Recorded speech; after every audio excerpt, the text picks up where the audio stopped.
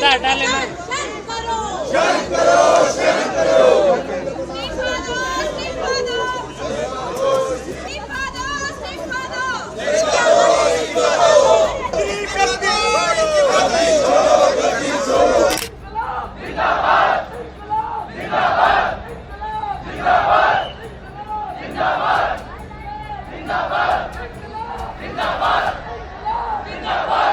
நீங்க யார வந்து கல்லாப்பெட்டி அப்படின்னு சொன்னீங்களோ அந்த மாதிரி கல்லாப்பெட்டின்னு சொன்ன கட்சிகள் இடதுசாரி சிந்தனை உள்ள அமைப்புகள் தான் இன்னைக்கு வாசலை திறந்து வச்சு இளைஞர்களுக்காக இன்னைக்கு எழுச்சி கொடுக்கக்கூடிய ஒரு தளத்தை அமைத்து கொடுத்திருக்கிறது. ஆட்சியில் இருக்கக்கூடிய ஆட்சியாளர்கள் இன்னும் அதற்கான கதவுகளை திறக்கவில்லை. ஏன் வாயவே திறக்கல? தயவு செஞ்சு வாயை தரங்க சிஎம் சார், இப்பயாச்சும் வாயை தரங்க. இப்பயாச்சும் அக்கௌண்டபிலிட்டி நீங்களும் எடுக்கணும். ஆட்சிகள் முன்னாடி இருந்தப்போ நீங்க போய் அனிதாவை போய் பாத்தீங்க. அனிதா உங்க தங்கச்சின்னு சொன்னீங்க. வித்யா எனக்கு தங்கச்சியா இருந்து மரணித்த பொழுது அனிதாவும் என்னுடைய தங்கச்சி. இன்னைக்கு ஜனநாயகத்தை கொண்டாடி கொண்டிருக்கிறது. ஜனநாயகத்தை நிலைநாட்ட வேண்டிய பொறுப்பு முதலமைச்சருக்கு இருக்கிறது.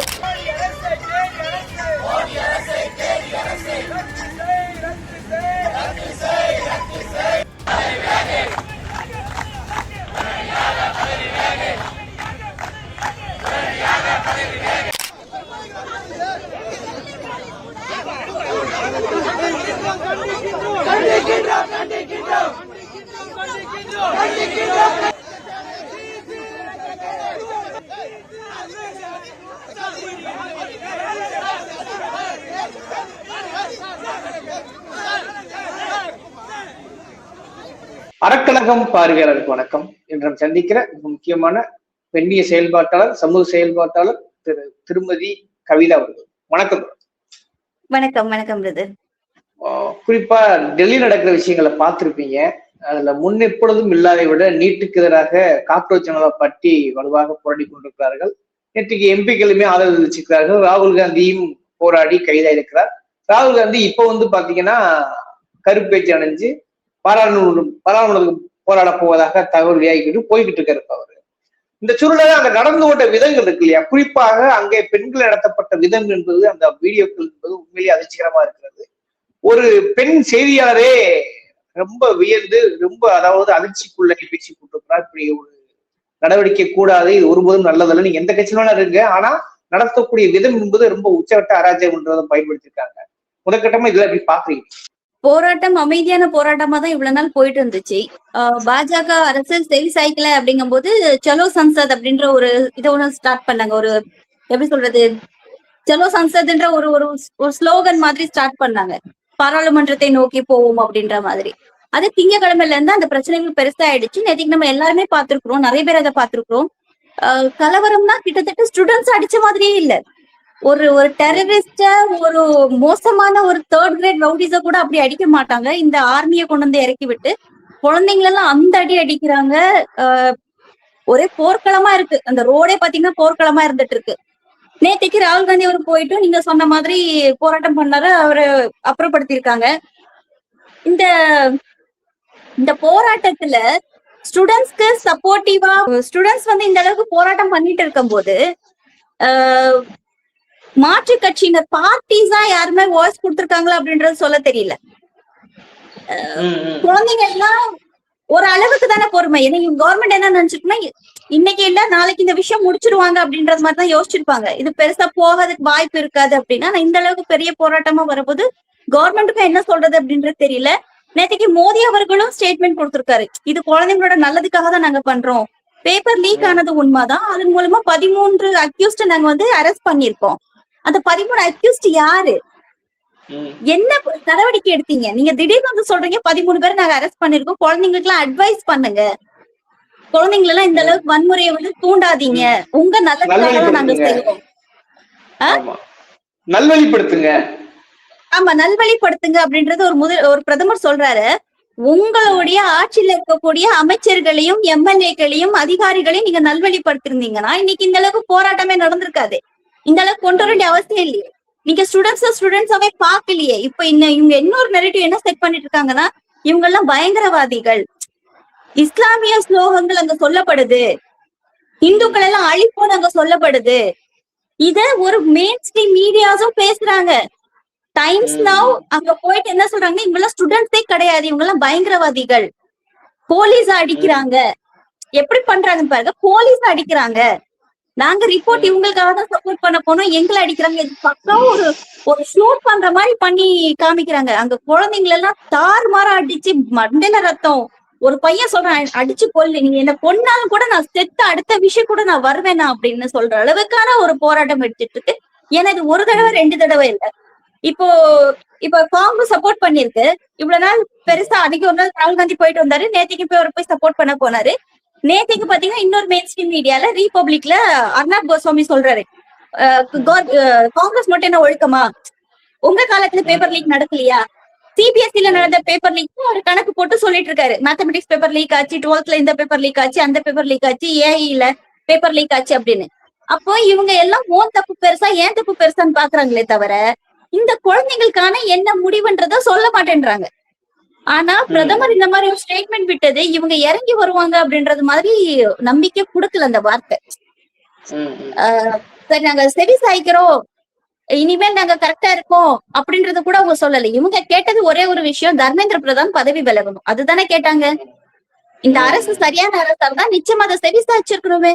தர்மேந்திர பிரதான பதவி விலகம் சொல்றதுல உங்களுக்கு என்ன பிரச்சனை? நீங்க சீட்டு கொடுத்து நீங்க ஜெயிக்க வச்ச ஒரு மந்திரி தானே, ஒரு எம்எல்ஏ ஒரு எம்பி, அவரை வந்து நீங்க வந்து இன்னைக்கு ஒரு மினிஸ்டர் ஆக்கிருக்கீங்க, ஒரு துறையோட அமைச்சர் ஆக்கிருக்கீங்க. It's just member of parliament தானே. நீங்க ஏன் அவருக்கு அன்னைக்கு அமித்ஷா போய் பாத்துருக்காரு, ஆனா அதுக்கப்புறமா தர்மேந்திர பிரதான நாங்க வந்து ஒன்னும் சொல்ல மாட்டோம் அப்படின்னு சொல்றது எந்த மாதிரியான மனநிலை அப்படின்றது புரியல. இன்னைக்கு இன்டர்நேஷனல் மீடியாஸ் இதை வந்து கவர் பண்றாங்க, இன்டர்நேஷனல் மீடியாஸ் இதை பத்தி பேசுறாங்க. இங்க ஜனநாயக நாட்டுல நீங்க குழந்தைங்களை வச்சுதான் நீங்க ஒவ்வொரு டைம் வர்றீங்க. அந்த பிள்ளைங்க எல்லாம் இன்னைக்கு ஒரு பையன் சொல்றான், நான் கல்கட்டால இருந்து நீங்க ஸ்ட்ரெயிட்டா நான் வரேன் அப்படின்னு. அங்க எல்லாமே ஸ்டூடெண்ட்ஸ் கூட ஆரம்பிச்சாச்சு. இவங்க பிரச்சனை பண்ண அங்க பிரச்சனை இன்னும் ஜாஸ்தியா இப்ப நேற்றுக்கு தமிழ்நாட்டுல ஆரம்பிச்சிருக்காங்க, சென்னையில வந்து போராட்டங்கள் ஸ்டார்ட் பண்ணிருக்காங்க. அப்ப இதுக்கு முடிவு வந்து கண்டிப்பா, ஏன்னா இன்னும் ஒரு படி மேல கோவமா போய் மக்கள் சொன்னாங்கன்னா மோதியே பதவி விலகணும் அப்படின்ற அளவுக்கு சொல்ற அளவுக்கு இந்த கவர்மெண்ட் வந்து நீக்கி கொண்டு வந்து விட்டு. இதுல இன்னொரு விஷயம் என்னன்னா, கூடுதலாக பார்க்கப்படுகிறது பெண்களை அணுகிய முறைங்கிறது ரொம்ப அதிர்ச்சிக்குள்ளா இருக்கிறது, பல வீடியோக்கள் வந்திருக்கிறது. இன்னொரு ரொம்ப ரொம்ப முக்கியமான விஷயம்னா, அங்க இருந்த ராணுவ உடுப்பு இருந்தவர்கள் ராணுவ உடுப்பு அல்லாமல் இருந்திருக்கிறார்கள், அவரெல்லாம் சங்பரிவார் அமைப்புகளை சார்ந்தவர்கள்ங்கிறது கிட்டத்தட்ட உறுதியா இருக்கு. அந்த வீடியோ வந்திருக்கு, அதை எப்படி சேர்த்து பிடிச்சு கிட்டத்தட்ட உறுதி இல்ல, உறுதியான விஷயமே அதுதான். ஏன்னா ஜவஹர்லால் நேரு யூனிவர்சிட்டியில போராட்டம் பண்ணும்போது, சிஏஏக்கு அகேன்ஸ்டா போராட்டம் பண்ணும்போது அங்கேயும் ஏபிவிபி தான் வந்து அட்டூழியம் பண்ணாங்க. எல்லாரோட எங்க டெல்லியில போராட்டம் நடக்குது, நடு ரோட்ல ஒருத்தன் பிஸ்டலை வச்சு ஷூட் பண்ணாங்க. அவன் ஏபிவிபில உள்ள அமைப்புல உள்ளவன், அந்த பையன். அவன் மேல என்ன நடவடிக்கை எடுத்துச்சு இந்த அரசு? அப்போ 2 நாளைக்கு முன்னாடி சொல்லுவாங்க, உங்களுக்கு யூனிஃபார்ம் இல்ல, உங்க கையில ஸ்டிக் கொடுக்கப்பட்டிருக்கேன், நீங்க யாருன்னா அந்த போராட்டத்துல கலந்துக்கிட்டவங்களே சொல்றாங்க. அப்போ இப்ப இவங்க அதுன்னு சொன்ன, இப்ப கொஞ்சம் முன்னாடி சொன்னேன் இல்லையா, அவங்க ஒரு நெரேட்டிவ் செட் பண்ண ஆரம்பிச்சிருக்காங்க. இது வந்து தேசத்துக்கு பாதுகாப்புக்கு அச்சுறுத்தலா இருக்கு, இது வந்து பாகிஸ்தான் கைக்கூலிகள் பண்றாங்க. இங்க என்ன போராட்டம் என்னோட உரிமைக்காக நான் பண்ணேன்னா அடுத்த செகண்ட் இவங்க வந்து என்னோட பாகிஸ்தானோட கைக்கூலின்னு சொல்றதுக்கு உங்களுக்கு ரெடியா இருக்காங்க.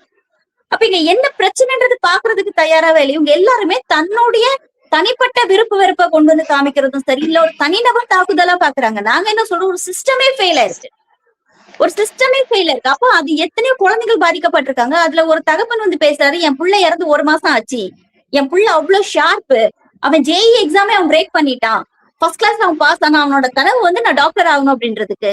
என் பிள்ளை 2 வருஷம் உயிரை கொடுத்து படிச்சான், அவனை 2 வருஷம் கழிச்சு அப்பதான் அவன் ரிலாக்ஸ்டா லீவுக்கு எனக்கு வெக்கேஷன் போனோம்பான்னு சொன்னோடனே இவர் எல்லாம் ரெடி பண்ணிருக்காரு. பேப்பர் லீக் ஆயிடுச்சுன்னு சொல்லிட்டாங்க, நியூஸ் பேப்பர்ல வந்துடுச்சு. இவர் அந்த பேப்பரை ஒழிச்சு வச்சுட்டாரா, பையன் தெரிஞ்சுக்க வேண்டாம், போகட்டும், அட்லீஸ்ட் அவன் கொஞ்சம் ரிலாக்ஸ் பண்ணிட்டு வரட்டும், அதுக்கப்புறம் பாத்துக்கலான்னு. இன்ஸ்டிடியூட்ல இருந்து அந்த பையனுக்கு கால் பண்ணிருக்காங்க, நீ எங்க இருந்தாலும் உடனே வந்து பேப்பர் லீக் ஆயிருக்கு, அடுத்த எக்ஸாம் அட்டென்ட் பண்ணணும்னு. அந்த பையன் சூசைட் பண்ணிக்கிட்டான். யோசிச்சு பாருங்க அந்த தகப்பனுடைய மனநிலை என்னதா இருக்கு. அப்ப நாங்க குழந்தைங்களை படிக்க பெத்து வளர்த்து ஆளாக்கி படிக்க வச்சு, நாங்க ஒரு படிப்பை, அதோட உரிமை, கல்வின்றது அனைவருக்குமான உரிமை. அப்ப நாங்க வந்து படிக்க வச்சு அனுப்பணும்னு நினைக்கிறோம், நீங்க வந்து பாட கட்டி அனுப்புறீங்க ஒரு சிஸ்டமை கொண்டுட்டு வந்துட்டு. அந்த சிஸ்டம்ல இருக்கக்கூடிய உங்களுக்கு என்ன அருகதை இருக்கு, என்ன யோகியதை இருக்கு? இன்னைக்கு பிரதம மந்திரி என்ன படிச்சிருக்கீங்க, உங்க கேபினெட் மினிஸ்டர்ஸ் எல்லாம் என்ன படிச்சிருக்காங்க, நீங்க ஒவ்வொரு எம்எல்ஏக்கு சீட் கொடுக்குறீங்க, அந்த எம்எல்ஏ என்ன படிச்சிட்டு இருக்காங்க? அப்ப நீங்க ஸ்டூடெண்ட்ஸ் மேல நீங்க அடக்குமுறையை நீங்க செலுத்துவீங்க. நீங்க வந்து நான் வந்து நான் பயாலஜிக்கல் சைல்டுன்னு சொல்லுவீங்க, நான் வந்து இந்த பிறவியே இல்லைன்னு நீங்க சொல்லுவீங்க, அபத்தமா என்னென்னலாமோ பேசுவீங்க. ஆனா நீங்க தான் அந்த குழந்தைங்களுக்கு ஒரு வருங்காலத்துல ஒரு டாக்டர் ஆகவோ ஒரு சிறந்த ஒவ்வொரு விஷயத்தையும் வரக்கூடிய நபர்களை வந்து நீங்க ஒரு ஒரு ஸ்கீமை கொண்டுட்டு வந்து அந்த ஸ்கீமை உங்க காசுக்காக உங்களுக்கு நீங்க பணம் சம்பாதிக்கணுன்றதுக்காக நீங்க நசுக்கப்பட்டு அந்த குழந்தைங்களை சாவடிக்கிறீங்களே, இது எந்த விதத்துல நியாயம்? அப்ப உங்களுக்கு 130 கோடி பேர்ல வந்து ஒரு சில லட்சங்கள் செத்தாலும் உங்களுக்கு அதை பத்தி கவலை இல்ல. இப்ப அந்த மாதிரி மனநிலையில தானே இருக்காங்க. இன்னைக்கு அந்த குழந்தைங்களை மிலிட்டரி வச்சு அடிக்கிறாங்க. நம்ம அந்த வீடியோ பார்த்தோம். ஒரு அடிச்சு விரட்டுறாங்க. அந்த பையன் ஓடுறான். ஒரு மிலிட்டரி மேன் இடையில கால தூக்கி போட்டுட்டு அந்த பையனை இழுத்து கீழே விடுறான். இழுத்து விட்டுட்டு பிரிக்கிறான். எங்க ஒரு போர்க்களத்துல எப்படி நடந்திருக்காருன்னா, அதுதான் நான் சொன்னேன். வெள்ளைக்காரன் நம்மள வந்து ஆண்டான்னு சொன்னோம். வெள்ளைக்காரன்றது நம்ம வந்து நான் வந்து சுதந்திரத்தை வாங்கிட்டோம்னு சொன்னோம். அந்த சுதந்திரம் யாருக்கா வாங்கப்பட்டது? இவனுங்கெல்லாம் வாழ்றதுக்காகவா? வெள்ளைக்காரன் செய்யலீங்க. வெள்ளைக்காரன் படிப்பை கொண்டுட்டு வந்தான். இன்னைக்கு எங்க மாவட்டத்துல எல்லாம் பாத்தீங்கன்னா 150 வருஷம் பழமையான ஸ்கூல்ஸ் இருக்கு. கேர்ள்ஸ் ஸ்கூல் இருக்கு. செயின்ட் ஜோசப், தத்தீனா, கவிமணி, அவ்வளவு ஸ்கூல்ஸ் இருக்கு. பெண்களுக்கு மட்டுமே 100 வருஷத்துக்கு முன்னாடி பெண்கள் கல்லூரியில படிக்கணும், ஸ்கூல் படிக்கணும்னு சொல்லிட்டு கொண்டுட்டு வந்தான். அப்ப இன்னைக்கு இந்த கவர்மெண்ட் வந்து நீ வந்து படிக்கிறதுக்கு தகுதி கிடையாது, நீங்க வந்து குலக்கல்விய பாருங்க, நீட் மட்டும்தான் படிப்பா, டாக்டர் மட்டும்தான் படிப்பா, ஏன் மத்ததெல்லாம் படிப்பு இல்லையா அப்படின்ற ஒரு நெரட்டிவ் செட் பண்றதுக்கு உங்களுக்கு ஒரு கேங் உங்களுக்கு இருக்காங்க. உங்களுக்கு ஒரு வாடகை வாய்கள் கிடைக்குது. நீ யாரு டிசைட் பண்றதுக்கு? என் பிள்ளை என்ன படிக்கணும்னு டிசைட் பண்ற உரிமை எனக்கே இல்ல. பெத்தவங்களாக நமக்கே கிடையாது. என்னால உனக்கு என்ன வேணும் அதை தான் நான் செய்ய முடியும். பேரண்ட்ஸ் ஆட்டு நீ யார் அதை டிசைட் பண்றதுக்கு? அப்ப இன்னைக்கு நீட்டுல கொண்டுட்டு வந்து இன்னைக்கு அனிதா மாதிரி பல அனிதாக்களும் பல பேர் இன்னைக்கு இறந்துட்டு இருக்காங்க. ஆனா கவர்மெண்ட்டுக்கு அதை பத்தி எந்த கவலையும் கிடையாது. வெள்ளக்காரன் செய்யலைங்க, வெள்ளக்காரன் செய்ய மாட்டாங்க. இந்த மாதிரி பிள்ளைகளை அடிச்சு கொடுமை நடந்திருக்காது. சுதந்திர போராட்டத்துல கூட இந்த மாதிரி நடந்திருக்குமான்னு தெரியாது. இன்னைக்கு நீங்க வந்து இன்னொரு சுதந்திர போராட்டத்துக்கான வழிவகை பண்ணிட்டு இருக்கீங்க. இன்னைக்கு அங்க கலந்துக்கிட்டது என்னங்க, 6 வயசு குழந்தைங்க வந்து கலந்துக்குதுங்க. இன்னைக்கு வயசானவங்க வந்து கலந்துக்கிறாங்க. ஒருத்தர் சொல்றான், நீ எதுக்காக வந்திருக்கன்னா, என் பையன் எங்க அண்ணன் செத்து போயிட்டான், நீட்னால பிரஷர்னால சூசைட் பண்ணிக்கிட்டான், அந்த பையன் அந்த போராட்டத்துல வந்திருக்கான். நீங்க என்ன சொல்றீங்க? பாகிஸ்தான் இதுக்கு வந்து ஸ்பான்சர் பண்றாங்க. வெக்கமா இல்ல உங்களுக்கு இப்படி பேசுறதுக்கு? பாகிஸ்தான் ஸ்பான்சர் பண்ண, பாகிஸ்தான் ஏன் ஸ்பான்சர் பண்ணணும்? முதல்ல பாகிஸ்தான் கிட்ட என்ன இருக்கு ஸ்பான்சர் பண்றதுக்கு? அப்ப எனக்கான உரிமை, நான் உன்னை ஓட்டு போட்டு ஜெயிக்க வச்சு நான் உன்னை மேடையில உட்கார வச்சிருக்கேன், எனக்கு ஒரு விஷயம் தேவைன்னு நான் சொல்லும் போது நீ பாகிஸ்தான் இருந்து காசு வாங்கிட்டு பேசுற அப்படின்னா, இது எந்த மாதிரியான கேவலமான மனநிலையில இருந்து அரசியல்வாதிகள் இருக்காங்க அப்படின்றது புரியல. அதுதான் ஒரு பையன் சொன்னான், ஆமா அமெரிக்கா எனக்கு ₹40 அமைச்சு நான் மெட்ரோக்கு செலவு பண்ணி வந்துட்டேன், பாகிஸ்தான் ₹20 போட்டு விட்டுருக்கு, அதுக்கு நான் டீ குடிச்சிட்டேன், இனி போட்டு நான் நேபாள் கிட்ட இருந்து நான் காசு வாங்க போறேன், நீங்க தான் எவன்டையுமே காசு இல்லையே, எல்லாம் நீங்க எல்லாம் கொள்ளையடிச்சு வச்சிருக்கீங்க, அப்புறம் எங்க கிட்ட எப்படி இங்க காசு இருக்கும் அப்படின்னு கேட்டான். அதுதான் சூழலாக இருக்கிறதா புரிஞ்சுக்க முடியுது. ஆனா இது சரியாக சொல்ல வேண்டுமானால் இந்திய வரலாற்றிலேயே நீட்டுக்கு எதிராக நீட்டு தேர்வு கொள்ளுபடியில் நீட்டே பிராடுத்தனம் தான் சொல்லி போராடியது தமிழ்நாடு. தமிழ்நாடுதான் இந்த போராட்டத்தையே பத்த வைத்து கூட சொல்ல முடியும் உறுதியாக. திராவிட கட்சியிலே 1000 வேறுபாடுகள் இருந்தாலும் ஒருமித்த குரலோடு நீட்டை எதிர்ப்பதில் வலுவாக இருந்தார்கள் என்று மறுக்க முடியாது. ஆனா இங்க நடக்கக்கூடிய போராட்டம் நேற்று மதுரையிலும் வந்திருக்கிறது, சென்னையில் வந்திருக்கிறது.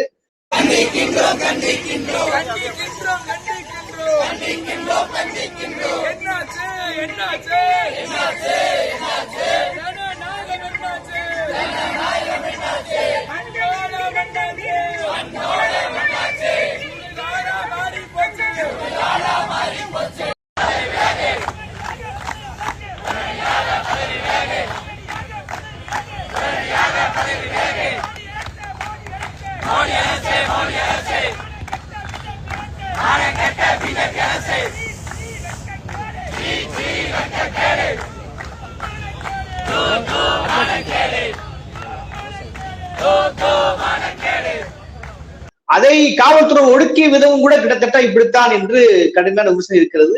அதே போல இன்றைக்கு முன்னாள் முதல்வர் மு.க. ஸ்டாலின் அவர்கள் நீட் ஒழிப்புத்தான் அது ஒட்ட தீர்வு என்று அறிக்கை விட்டிருக்கிறார். ஆனால் இந்த நிமிடம் வரை தமிழக முதல்வர் திரு ஜோசப் விஜய் அவர்கள் இதுவரை வாய் திறக்காது குறித்து பார்வையில்லை. நீட்டுக்கு டே 1ல இருந்து லீகலா சட்ட போராட்டங்கள் பண்றது திமுக மட்டுமே பண்ணிட்டு இருக்கு.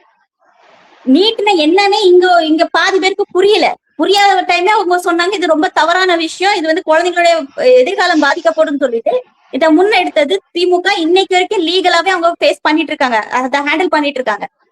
ஒவ்வொரு பிரச்சனைகள் வரும்போதும் திமுக தான் அதுக்கு முதலா குரல் கொடுத்துட்டு இருக்கு. முதல்வர் விஜய் அவர்கள் ஒரு ட்வீட் ஒண்ணு வந்திருக்கு, பிரதர், இது வந்து நடந்திருக்க கூடாது, இது வந்து தவிர்த்திருக்கணும், நீட் வந்து விளக்கப்படணும். யாருக்கு நீங்க கோரிக்கை வைக்கிறீங்க? யாருக்கிட்ட கோரிக்கை வைக்கிறீங்க? யாரு கோரிக்கை வைக்கிறீங்கன்னு பார்த்தா கீழே தாவேகாவுடைய அபிஷியல் விங் தாவேகா. அப்போ தமிழ்நாடு அரசு இல்ல, ஐடி விங். தமிழ்நாடு அரசு இல்ல, முதல்வர் விஜய்னு பேர் இல்ல, முதல்வர் ஜோசப் விஜய்னு பேர் இல்ல, பாஜகன்றது பேர் இல்ல, ஒன்றியம்ன்றது பேர் வரல. நீங்க யாரு நீங்க எதிர்ப்பு தெரிவிக்கிறீங்களா? இப்படிலாம் நடந்திருக்க கூடாது இல்ல அப்படின்னு இந்த 3 பேர் பேசிட்டு இருக்கும்போது இடையில ஒரு பாட்டி வந்து நிக்கும். அந்த பாட்டிக்கு என்ன டாபிக்னே தெரியாது, அது ஒரு பாட்டுக்கு பேசிட்டு இருக்கோம். இப்ப இவங்களோட ஸ்டேட்மெண்ட் அந்த மாதிரி இருக்கு, ரொம்ப வேதனையா இருக்கு. நீங்க தமிழ்நாடு அரசுன்னு கூட போட முடியாத அளவுக்கான உங்க கையை யாரு கட்டி வச்சிருக்கா? நீங்க இந்த ஜென்சிய வச்சுதானே ஓட்டு வாங்கி வந்தீங்க. நீங்க இளைஞர்கள் எங்களுக்கு சப்போர்ட்டா இருக்காங்க அப்படின்னு சொல்லிட்டு தானே ஓட்டு வாங்கி வந்தீங்க. அப்ப நேற்றுக்கு இளைஞர்கள் போராட்டம் பண்ணும்போது அந்த இளைஞர்களை அப்புறப்படுத்த வேண்டிய அவசியம் என்ன? அவங்க அமைதியான வழியில தானே போராட்டம் பண்ணாங்க. படிச்ச இளைஞர்களுக்கு எல்லாருக்குமே தெரியும், நீட்ன்றது சென்ட்ரல்ல தான் விளக்க முடியும், தமிழ்நாடு அரசு அதுக்கு எதுவும் பண்ண முடியாது. ஒட்டுமொத்த இந்தியாவுடைய சட்ட அமைப்புல அது இருக்கக்கூடிய விஷயம். அப்ப தமிழ்நாட்டுல போராட்டம் பண்ணா இதுக்கு முன்னாடி தமிழ்நாடு அரசு பண்ணிட்டு இருந்துச்சு, பிள்ளைங்க அதுக்கு போராட வேண்டிய அவசியம் ஏற்படல. இப்போ தமிழ்நாடு அரசு என்ன ஸ்டாண்ட் எடுக்குதுன்றது தெரியாத போது இளைஞர்கள் இறங்கி வர்றாங்க. அப்ப இதுக்கு வழிவகை யாரு செய்யறது? நான் வந்து பாஜக பேர் சொல்ல மாட்டேன், நான் ஒன்றியம்னு நான் பேர் சொல்ல மாட்டேன், நீட்டு கண்டிப்பா விளக்கப்படணும்னு நான் சொல்ல மாட்டேன். சொல்லிட்டு நீட்டு, ஆமா நீட்டு விளக்கணும். என்ன அண்ணன் சொல்லிட்டாரு, விஜயண்ணா சொல்லிட்டாரு நீட்டு விளக்கணும்னு. என்ன ஸ்டெப்ஸ் எடுத்தீங்க நீங்க? என்ன யாருக்கு கண்டனம் தெரிவிச்சீங்க? எங்க நேற்றுக்கு ராகுல் காந்திய வந்து அப்புறப்படுத்திருக்காங்க, அதுல காயமாயிருக்கு, ஒரு ரத்தம் வந்திருக்கு. இங்க இருக்கக்கூடிய ஒரு காங்கிரஸ்காரங்க ஏதாவது பேசுனாங்களா? நீங்க யாருக்காக ஒருத்தர் கேட்டிருக்காரு, மு.க. ஸ்டாலின் அதை பத்தி எதுவுமே பேசல, உங்களுக்கு என்ன அவ்வளவு வெறுப்பானி? நான் என்ன கேக்குறேன், மு.க. ஸ்டாலின் ஏன்டா பேசணும்? ஏன் பேசணும்? உங்க முதல்வர் விஜய் என்ன பேசினாரு? பிஜேபிக்கு என்ன பேசினாரு? நீட்டுக்கு எதிர்த்து பேசினாரு. ராகுல் காந்திக்கு இந்த மாதிரி பண்ணிருக்காங்க, இத பாஜகக்கு எதிர்த்து என்ன பேசினாருன்னு பாத்தீங்கன்னா, இன்னைக்கு மறுபடியும் தாவேகா எக்ஸ்தலத்துல வந்திருக்கு. இது நடந்திருக்க கூடாது, இது ரொம்ப கண்டனத்துக்குரியது.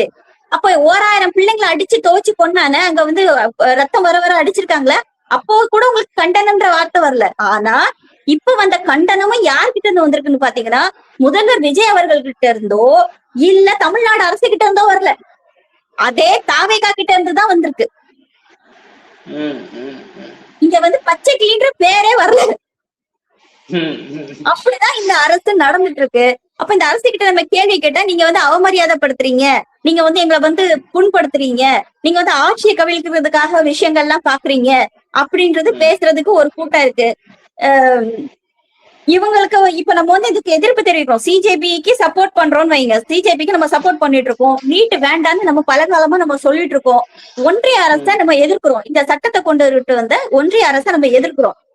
ஆனா இங்க இந்த ஆட்சிய காப்பாத்துறதுக்காக சில கூட்டணி கட்சிகள்லாம் இருக்காங்க இல்லையா, அவங்க எல்லாம் அரணா இருக்கக்கூடியவங்க எல்லாம் என்ன சொல்லுவாங்கன்னா, இது வந்து விஜய்க்கு எதிராக நடக்கக்கூடிய சதி அப்படின்ற அளவுக்கு எப்படியோ பேசி நல்ல பேர் வாங்கிடணும், ஏதோ ஒரு ஆன்சர் பண்ணி குட் பாய் வெரி குட் ஸ்டூடெண்ட் பேர் வாங்குறதுக்கு சில பிள்ளைங்க செய்யற மாதிரி இங்க இருக்கக்கூடிய ரொம்ப முதிர்ச்சியான தலைவர்களே பேசும்போது அபத்தமா இருக்கு.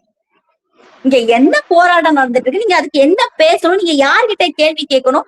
இன்னைக்கு வரைக்கும் மாணிக்கம் தாகூரோ இல்ல மத்த விஷயங்களோ யாருமே இதுக்கு பத்தி பேசல. சொல்லுங்க, கூட்டணியில தானே இருக்கீங்க, கூட்டாட்சி தானே நடக்குது. அப்ப நீங்க கூட்டாட்சி நடக்குதா, நீங்க பேசிருக்கணும்ல, உங்க முதல்வர் வந்து வாய திறந்திருக்கணும்ல, எப்ப என் பாட்டான நீங்க கை வச்சிருக்கீங்கப்பா அப்படின்னு சொல்லிருக்கணும்ல. முதல்வர் என்ன சொன்னாரு?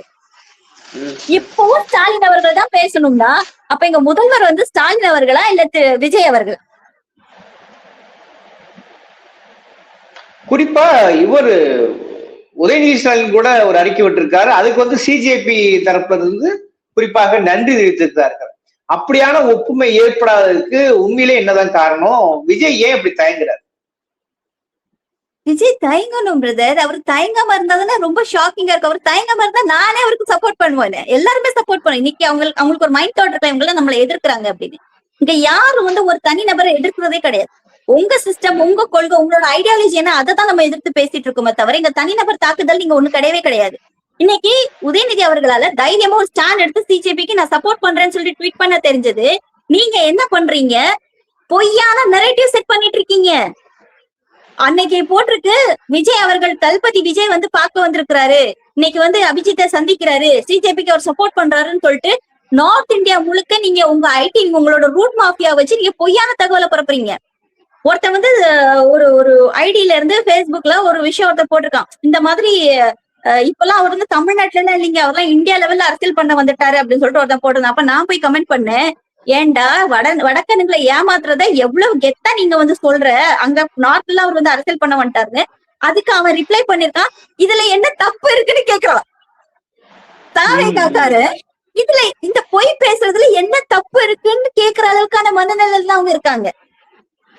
அப்போ விஜய் வந்து அதுவும் சிஜேபிக்கு போயிருக்காருன்றது எந்த கிளிப்பிங்ஸ் எடுத்து இவங்க பரப்புறாங்கன்னா, பெரம்பூருக்கு போனாரு இல்லையா, பெரம்பூர்ல போய் அரிசி சக்கரை எல்லாம் போட்டுட்டு வந்தாருல, அந்த வீடியோஸ் எடுத்து பரப்பப்பட்டு இருக்கு. இவர் வந்துட்டாரு விஜய் சிஜேபிக்கு சப்போர்ட் பண்றாருன்னு நார்த்ல எல்லாம் பரப்பிட்டு இருக்காங்க. அப்போ இந்த அளவுக்கு ஒரு கேவலமான விஷயங்கள் நீங்க பண்ணிட்டு இருக்கீங்க அப்படின்னா அதை இந்தியா டுடே போட்டு கிளி கிளின்னு கிளிக்குது. இந்த மாதிரி ஒரு ஃபேக் நெரேட்டிவ செட் பண்ணி பண்ணிட்டு இருக்காங்க. அவர் வரவே இல்ல, விஜய் அவர்கள் எதுவுமே அவர் வாயை திறக்கல, அதை பத்தி பேசவே இல்லை அப்படின்னு. இன்னைக்கு பேசுறோம் இவ்வளவு பிரச்சனை. ஆமா, அதனாலதான் இப்ப இன்னைக்கு நேற்று சென்னையில கூட போராட்டம் கூடயே ஒரு திருநங்கையோட சொல்றாங்க, கல்லாப்பட்டி கூட்டணி சொன்னீங்களே சார், இப்ப என்ன சார் பண்ணிக்கிட்டு இருக்கீங்க, கண்டிப்பா வாயத்திறங்க சிஎம் சார், நீட்ல உங்க நிலைப்பாடு என்னங்கிறத நேற்று கடுமையா சென்னையிலே ஒரு அந்த அந்த சிஜேபி கூட்டத்துல கடுமையா கேட்டிருக்காங்க. ஆனா இதுவரைக்கும் விட இல்லையே. இனிமேலும் வராது, இனிமேலும் வராது. இது நான் ஆரம்பத்துல இருந்து சொல்றேன், பிஜேபியோட ஏ டீம் பி டீம்லாம் இல்ல, பிஜேபியே அடுத்த மாஸ்க் போட்டு வந்திருக்கிறதா தாவேகான்ற கட்சியில. இவங்க சில பேர் இல்ல இல்லன்னு சொல்லிட்டு இருக்காங்க. இவங்களுக்கு தேவை திமுகவை பிரிக்கணும், திமுகவை வீக்கர் செக்ஷனா ஆக்கணும். ஏன்னா இவங்களுக்கு ஃபுல்லா குடைச்சல் கொடுத்துட்டு இருக்குது, திமுக மட்டும் தான் இவங்களுக்கு குடைச்சல் கொடுத்துட்டு இருக்கு. இவங்க நினைச்சதெல்லாம் இங்க மட்டும் தான் நடத்தாம இருக்கு. இதே வந்து ஹெச் ராஜா சொன்னாரு, அயோத்தியா மாதிரி நாங்க இங்க கொண்டுட்டு வருவோம்னு சொல்லி அந்த அளவுக்கு பகிரங்கமா இவங்களுக்கு சொல்ற அளவுக்கு தைரியம் இருக்குன்னா, இவங்களோட இப்ப சிடி நிர்மல்லாம் தானே இருக்காங்க, எல்லாம் உங்களோட முன்னாள் நண்பர்கள் தானே. அப்ப உங்களுக்கு அதே மாதிரி ஆக்குறதுக்கு உங்களுக்கு ஈஸியா இருக்கும். விஜய் அவர்கள் இது வரைக்கும் என்ன ஸ்டாண்ட்ல அவர் அகேன்ஸ்ட் பண்ணி பேசியிருக்காரு? ஏங்க அவர் படம் ரிலீஸ் பண்ண முடியாத போதே இவர் வந்து பிஜேபி எதிர்த்து பேசல, சென்சார் போர்டை எதிர்த்து கேள்வி கேட்கல. இதுக்கு மேல இவர் கேட்க போறாரா? இவருக்கு ஃபர்ஸ்ட் என்னன்னாலும் தெரியுமா, என்ன பிரச்சனை நடந்துருக்குன்னு தெரியுமா? ஏன்னா அவர் ஆல்ரெடி சொல்லியிருக்காரு, நான் அந்த ட்வீட்ல நான் ஹேண்டில் பண்ண மாட்டேன், எனக்கு இதெல்லாம் எனக்கு தெரியாது, என்னோட அட்மின் தான் பண்ணுவாருன்னு சொல்லிட்டு தான் ஜெகதீஷா கூப்பிட்டாரு. இப்ப ஜெகதீஷும் பிஸியா ஆனதுனால அவரு யார வச்சு ட்வீட் பண்ணிட்டு இருக்காருன்னு தெரியாது. அப்ப இதுல என்ன நம்ம கைய வச்சுக்கலாம், இந்த ட்வீட் நான் பண்ணவே இல்லைங்க ஐயா, ஐயா என்ன மன்னிச்சிருங்க ஐயா, எனக்கு தெரியாது ஐயா அப்படின்னு சொல்றதுக்கு சரண்டர் ஆகிறதுக்கான ஒரு நல்ல விஷயம் அது. ஆனா நம்ம கூட்டத்தோட கூட்டமா இருக்கோம், ஏதாவது சொல்லணுமேன்னு சொல்லிட்டு சொல்லிவிட்டாச்சு, அவ்வளவுதான். இது நடந்திருக்க கூடாது, இப்படி பண்ணிருக்க கூடாது, ஐயோ பாவம், அவ்வளவுதான். இது அவர் வந்து சினிமால நல்லா நடிச்சிருந்தாருன்னா அதுக்குள்ள அவர் வந்து ஒரு நேஷனல் அவார்ட்ஸ் வின் பண்ணி இருந்திருக்கலாம். அவர் இப்ப வந்து நடிச்சிட்டு இருக்கிறாரு, பாவம் அவரோட சூழ்நிலை சரியில்லைன்னு தான் சொல்லணும். ஓகே, நாட்டில் நடப்பது, குறிப்பாக டெல்லியில் நடப்பதுங்கிறது இப்ப இந்தியா முழுக்க பரவி கொண்டு இருப்பது. ஆனா தமிழ்நாடு மட்டும் ஏதோ ஒரு வகையில் மௌனமாக இருப்பது என்பது ஒரு எதிர்பாராத ஒரு சிக்கலாக இருக்கிறது. உங்க விமர்சனங்களே அப்படியே மக்கள் பார்வைக்கு விட்டுவிடுது.